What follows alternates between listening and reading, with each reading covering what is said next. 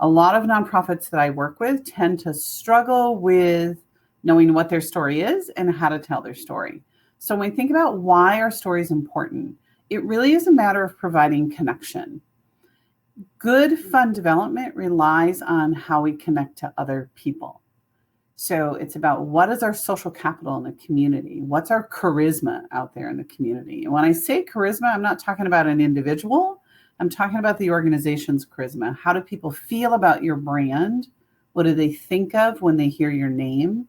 It's that emotion that comes with it. Stories help us create those connections. Stories also have the power to inspire action.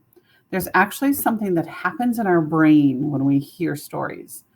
There's a lot of brain science that shows that when we're reading a story, our brain doesn't actually make the distinction between what we're reading and an experience.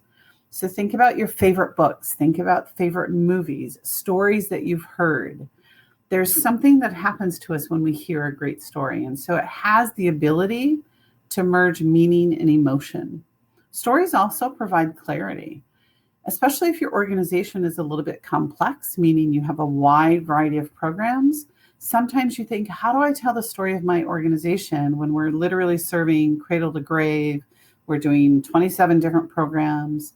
A story can help provide that clarity to say, what's the common thread through all the work that we do?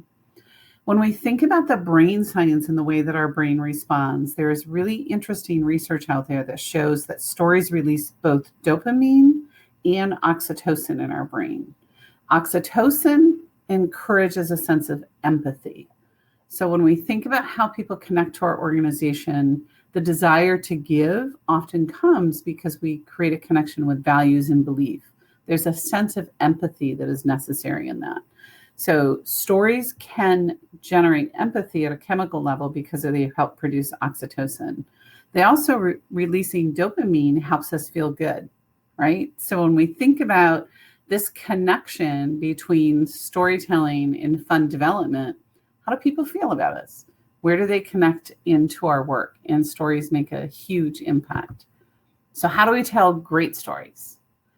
So I just want to share a couple of things. These tips come from a book called Do Story. It's a very short book. You can read it in an afternoon. It is one of the best books I've ever read on storytelling, and it's written by Bobette Buster. Highly encourage you to buy this book and share it with everybody in your organization. But she talks about keys to good storytelling. And Bobette says, tell a story as though you're telling a friend. So when you think about whether you're writing a newsletter article, whether you're sitting down to make an individual ask, whether you're on the phone with a donor, think about sitting across the table with a cup of tea or coffee with a friend. And use language that you would use with a friend. That means we typically speak in shorter sentences, maybe incomplete sentences. We're not as worried about grammar. We use contractions, like how formal is your language that you're using? You want to make sure that your language feels like you're talking to a friend. The other thing that Bobette recommends is set a GPS. People need to understand where the story is happening. So give them a sense of space and time when you start telling your story. I don't know if you've ever been like me. I've sometimes watched a television program or a movie and I'm like, I have no sense of time. Like, was this a week in between things? Was this a month? It doesn't make sense. So we need to set that GPS for people. Otherwise, it's very hard for them to focus on the story because they're trying to figure out where they're at. Use really active verbs. This is very important when you're writing. Quick tip on writing. If you write something in Microsoft Word and you go up to the Find feature, which is in the upper right-hand corner of the screen, and you type in ing, it'll pull up every word ending in ing in your Word document. If you are typing with a lot of ing words, that means you're writing in passive voice, not active voice. Passive voice feels flat. He was walking to the store versus he walked to the store. They feel different. So when we think about telling great stories, we want to use active voice, active verbs. It's important to be vulnerable. How can our organization be vulnerable and be honest? Like, where are we at? What's the vulnerability in the story, right? And bring yourself to the story. No story is going to be the same.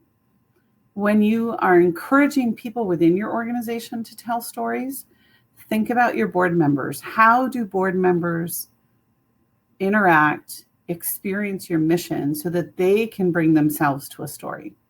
They'll tell the organization story, but they need to be able to do it from a personal perspective.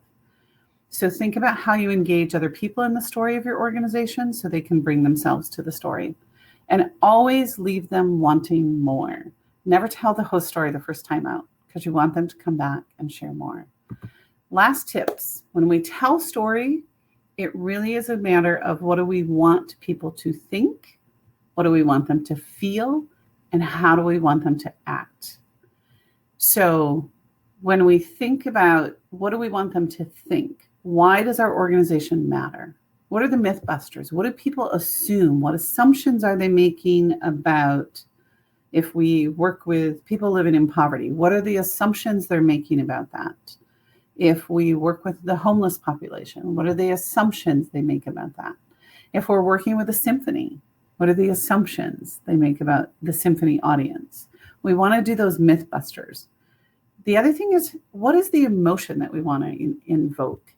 We have to be really careful when using emotion. I'm going to pop in the chat box a book title, Emotion Raising by Francesco Ambrogetti. It is a very fascinating book that looks at the brain science behind how story and language evoke emotion. We need to be really careful in fundraising when we say, what do we want them to feel? We have to be careful about balanced emotion. Because if we get someone too angry or feeling too sad, it stops them in their tracks and they can't take any action. And the key is we want them to take action, right?